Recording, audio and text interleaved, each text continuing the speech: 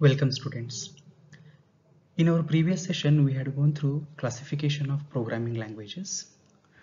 In today's session, let us try to understand the programming languages with respect to the examples. We'll go through certain examples and we'll try to understand the classification. So as we discussed in our yesterday's class, the previous session, the programming languages are broadly categorized into two types. First one is low-level languages and the second is high-level languages. And under the low-level languages, we can further classify them into a machine level and the assembly level. If a code is written in a machine level, we call it as a machine code. And if a code is written in an assembly level language, we call it as an assembly code. Let us go through the machine level language. Let us take one example and the machine code. Now, here what you see a sequence of zeros and ones. Okay, sequence of zeros and ones over here. So basically this each 0 and 1 is called as bit. Bit is nothing but binary digit. Now we had seen that remembering and understanding the machine code is very difficult for a human being, but for a computer it can easily understand through it. Now when I write here 0001 and then again a sequence of zeros and 1, and for me it is going to be difficult to remember what these particular binary digits means for. Okay, so we said that machine level languages is difficult for human beings or the programmers to understand and remember it. Okay, now let us try to understand this entire one particular statement, what is the meaning of that one and the further statements. Now you see that in each of the statement we have around 4 plus 8, 12 bits are there. These 12 bits are basically divided into two parts. As usually a opcode. Opcode is nothing but the operation code. What type of operation we want to perform, that operation is marked as opcode. And the right hand side, the other part which consists of 8 bits is nothing but the operand. Operand means on what particular operand we are going to perform or carry those particular operation. So total in each statement here we have total 12 bits, and among the 12 bits the first 4 bits are the opcode and the remaining 8 bits are the operand. As we discussed in yesterday's session, that these instructions or the machine code is machine dependent. Dependent means if this particular instruction does one particular job, the same cannot be done on the other computer because the architecture of the computer may vary, and then the opcode and the operand will again vary there. So these are going to be the machine dependent. Now, here what is the meaning of the first statement here is that 0001 means it is the opcode for loading the data. Loading the data means it is something like you have a memory, let us call it as a RAM, random access memory. From the RAM memory we have to take the data and put it on the CPU for operation purpose in order to do certain process, right? That data has to be taken from the RAM and it has to be put on the CPU for operation. So usually what happens, the data will be taken and it will be put on a certain type of placeholders or the containers, what we call them as a registers or accumulator. The first step here, what it does, it takes the data from the RAM and it puts onto the one of the register. Okay, now in order to do this particular operation, we need to write these 12 bits of instruction. And we need to remember the same bits of information even for if you want to load another data also. And the second statement, what here it is 0100. So this opcode means what? This opcode is used for the adding two numbers or adding the operands. So again, the third one here we see 1000. This is something store the results. So for each of the operation what we want to perform, there will be a particular opcode, and these opcode are going to be these opcode can be used on a specific computer architecture. They cannot be used on the other computer architecture because they are going to be the machine dependent. So now you see the small we do have just 4 lines of instruction.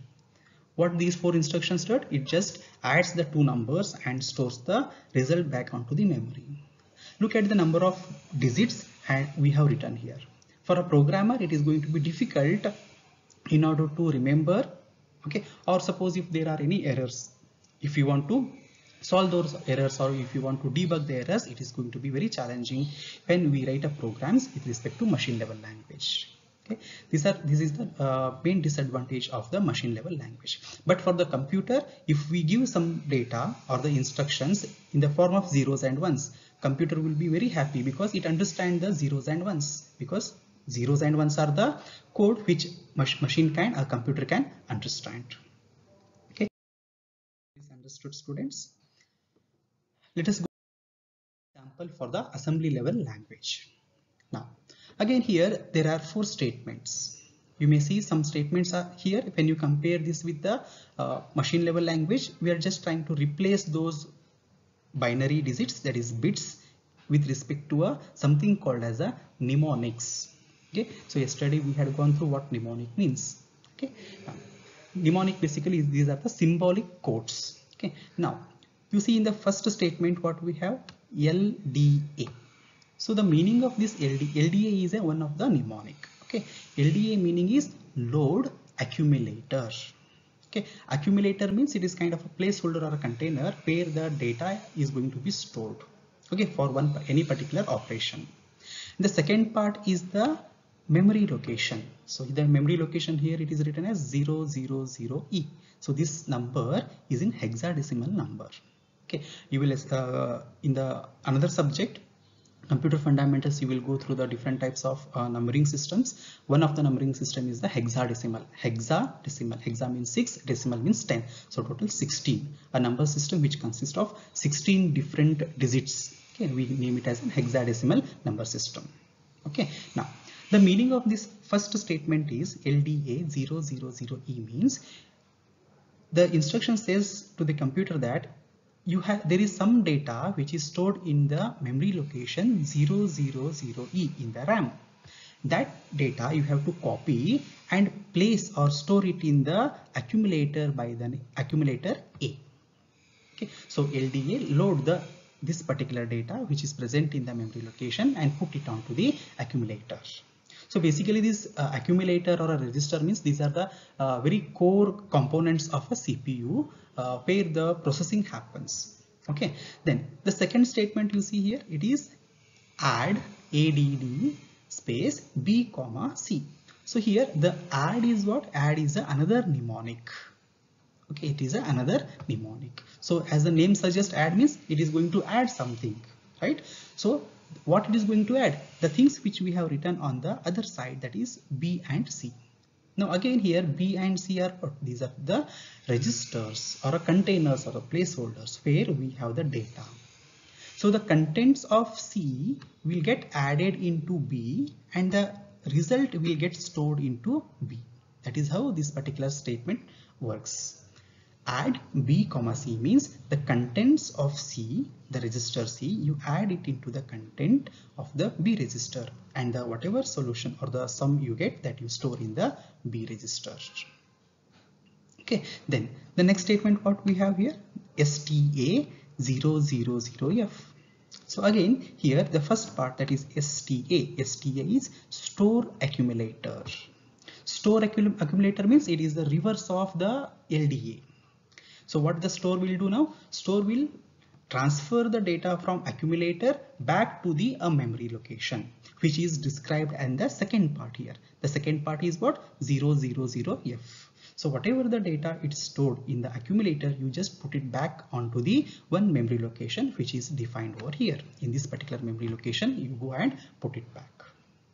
Then if we want to stop the processing, if we want to give a halt to the CPU, then we can give the mnemonic command saying that HLT. So that HLT meaning it's halt or the stop the working of the CPU.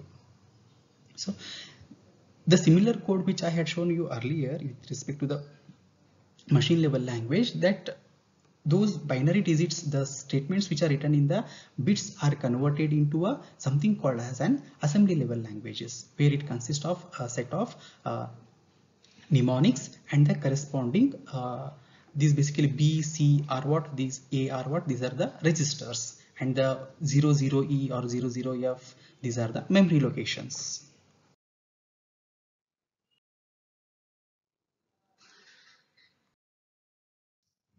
Now, so let us repeat once again. Let us try to understand the meaning of the mnemonics once again. The LDA means what? Data moves or will be copied from a memory location to a accumulator. So memory locations means it is going to be a RAM memory. From the RAM memory, what data is stored in this particular location, you take that data and put it into the accumulator. Load accumulator. Add B comma C. So B add means you add the two operands. Two operands are what here? B and C. The contents of C will get added into content of B, and the sum, the result, is going to be stored in the register B.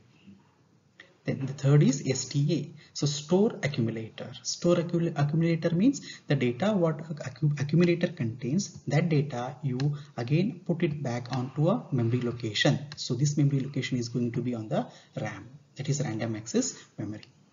And HLT means stop the processing. So these are the few statements, what we call it as an assembly code. Now you may see that whatever the assembly code we have written, this code a human can understand by memorizing the meaning of each of the mnemonics, okay, or the memory locations or the registers. But computer, it is going to be difficult. It cannot understand these particular mnemonics. So in order to solve this particular problem, there comes a picture of a translator. So what the translator will do there, it will try to convert the meaning of this LDA, that is each of the mnemonics, into a code which can be understandable by the computer, or a language which a machine can understand. So ultimately what a translator will do, it will try to convert or the translate the each and every mnemonics or the memory locations or the registers what we have used in the statements, that is in the assembly code, into the machine understandable language. It converts the assembly code into bits, that is zeros and ones. I hope this example is understood, students.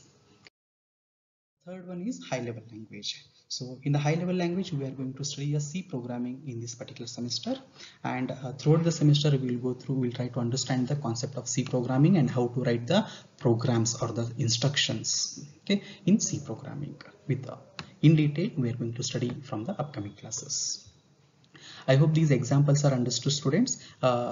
In order to understand these concepts, I request you to go back and check the previous session video and then follow through the examples video. If there are any comments, if you have any doubts, you put it in the comments box and I will get back to you with the answers. Thank you.